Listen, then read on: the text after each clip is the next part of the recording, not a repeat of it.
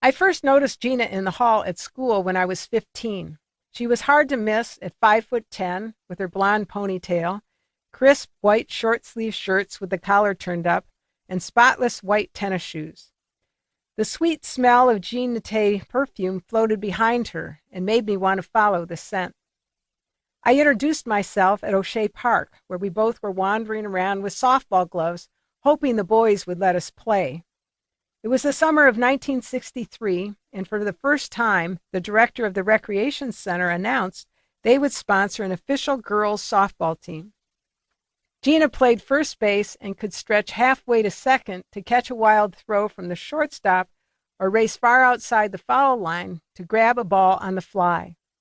She made me look good at third base, snatching balls in the dirt or ones that flew far above her head. We quickly became a twosome and hung out much of that summer and the next. Most days I would walk down to the park in the late morning and meet Gina. Our ritual was to wear sleeveless shirts and Bermuda shorts, slather ourselves with baby oil laced with iodine, and lie out on picnic tables to tan for a couple of hours before going down to the recreation center to play a few rounds of handball until softball practice at 5 p.m. Lying side by side, the sun beating down on our skin, we talked about high schoolers we knew, about plans after graduation. She wanted to get a job and buy a Corvette. I said I did too, hoping she'd think I was cool like her. Something about being with Gina was special. I'd always had friends, but she seemed different. Older, worldly, which wasn't that surprising given my sheltered existence. Being around her gave me feelings I didn't have with anyone else. Feelings that made my stomach flutter and that sometimes made me feel self-conscious. Gina was raised a Catholic, and where my mother was Doris Day, Gina's was a Mae West who smoked, drank, played cards, and even went dancing. She had dyed blonde hair that she wore pulled tightly back in a French twist, revealing deep lines on her forehead that she filled with pancake makeup. Large oval clip-on earrings framed her face and made her look like a walking cameo. Bright red lipstick accentuated her mouth, and she wore flamboyant colors that surely got her the attention she was seeking. She also wore stiletto heels with straps that crisscrossed her feet, shoes I could never imagine my own mother wearing.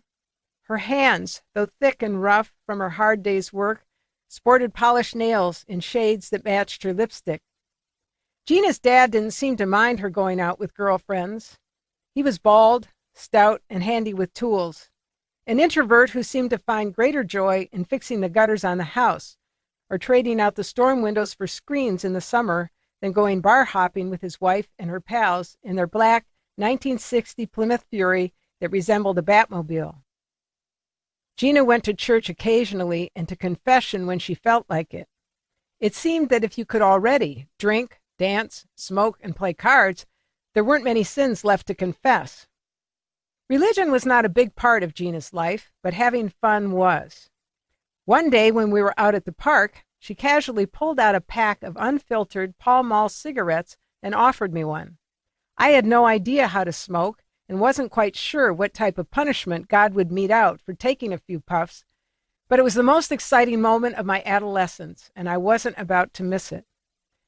She carefully unwrapped the cellophane around the package and unfolded the foil on top. Then she slapped the pack against the edge of the picnic table until a couple of cigarettes jutted out. She offered me one first. I pulled one out of the pack, then she took one and provided instructions. "Put it between your teeth like this," she demonstrated. "Then when I light it, suck in on the end of the cigarette." Gina lit the match and pulled it up next to the cigarette while she cupped her hands around the tip to keep the match from blowing out. Then she inhaled and effortlessly blew a thin stream of smoke out of her mouth as though she had been smoking all her life. I sat on the edge of the picnic table and crossed my legs, trying to look sophisticated. I followed her directions, first watching her, then trying it myself. I failed to notice that she had inhaled lightly, and when it was my turn, I sucked on it like it was a straw, bringing me the last few drops of a delicious milkshake. As I gasped for air, I acted like I enjoyed this new activity,